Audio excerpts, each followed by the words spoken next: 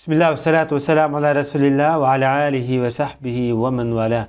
Muhammed ibn İsmail el-Bukhari rahmetullahi aleyhi Sahih Bukhari namlı kitabıda bugün ilim hakkındaki mezmunlar yanıl devam etiyatdı.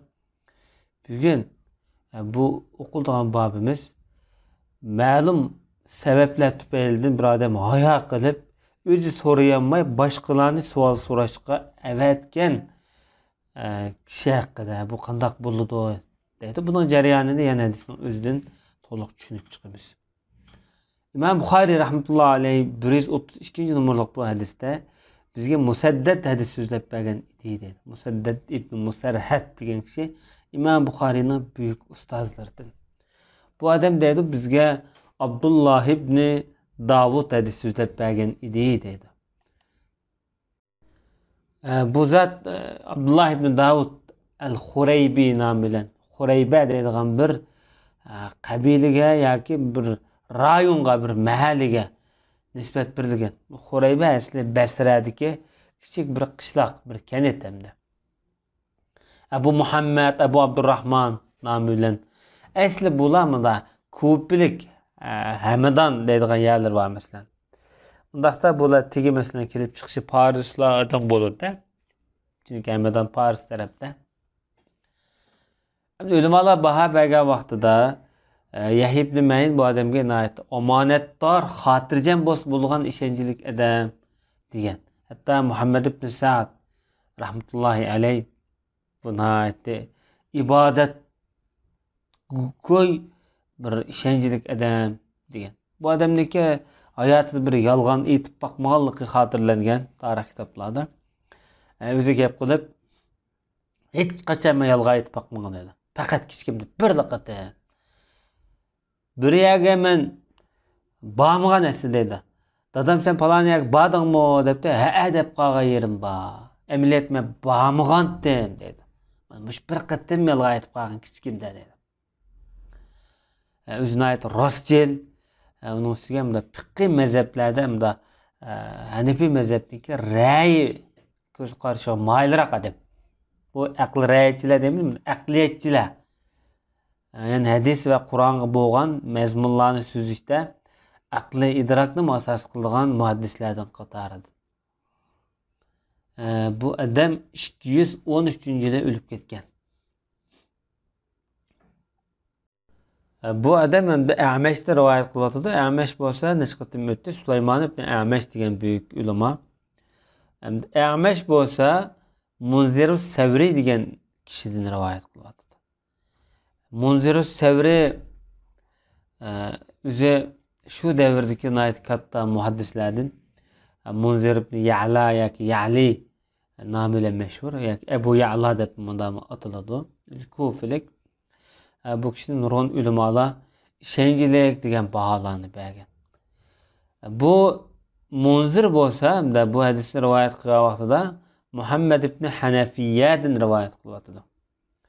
Muhammad ibn Hanafiyya Ali ibn Abu Talib'ninki boshqa bir ayolidan bo'lgan bolasi, balkim ayoli Didek qo'daymi?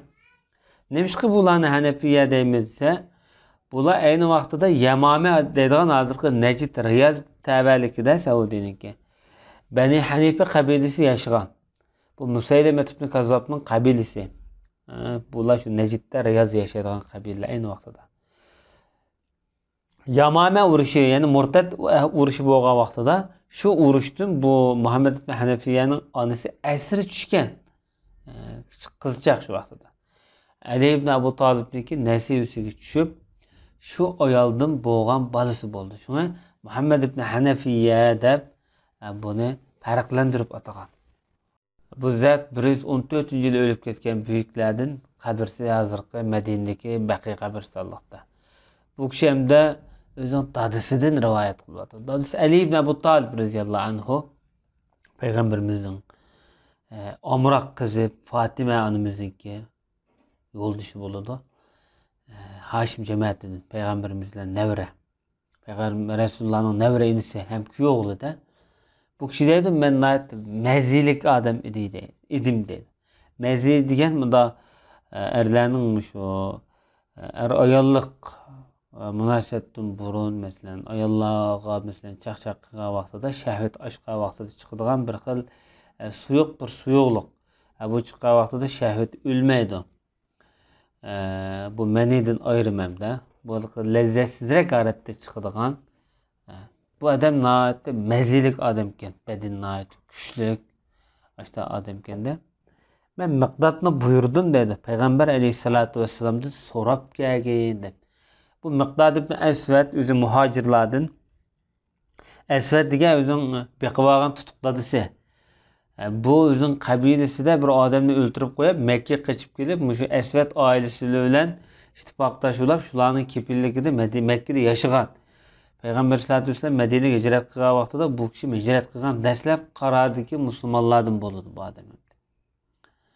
Peyğəmbər sallallahu əleyhi və səlləmdən shu so'rab kelgan dedi. Yana bir rivoyatda Ali ibn Abu Talib mening hamda Peyğəmbərimizninki kuyovli bo'lganligim tufaylidan Miqdodni avatgan edim deb boshqa rivoyatlarda bu hadisning necha xil siyoqlari, variant shakllari bayon qilingan hamda. Peyğəmbərimizə sorğan vaxtda Peyğəmbərimiz bu kişiyə cavab verib, onunğa tərət alsan boludu, faqat tərət kifoya, onun g'usl qilish ketmaydi deb shunday javob bergan. Bundan burun hamda Ali roziyallohu anhu to'liq mushta mazza chiqqan vaqtida tərət ilib, badallarni sovuqlar ishib, terilari yerilib ketgan bunda avval bo'lgan. Ulamolar bu fiqh kitoblarida bu hadisga qarata nurg'un xilma-xil mazmunlarni bayon qilib o'tgan. Jumladan masalan shu mazini yuvish, g'usl qilish buningda yo'q, buning tarat aslan bo'ladi. Taratilish cho'qim vojib deb bunda qaragan. Shuningdek mushu asosda bu nijosat o'g'achqa shunday taratilish buyurgan, yuvish buyurgan degandek mazmunlar. Ondan başqa hamda Ali ibn Abu Talib'ninki ayeti hayoliqi ifodalangan. Ota bola qaynotasining orasida bundaq masalalarni deyishish toza munosib emas deb qarab, shunga o'zi boshqa odamni avatganligi bu yerda bu Ali ibn Abu Talib'ning ham hayoliqi ham bizga bir ulga asosida deyilgan bir adab yo'sin. Va sallallohu ala nabiyina Muhammad va ala alihi va sahbihi ajma'in.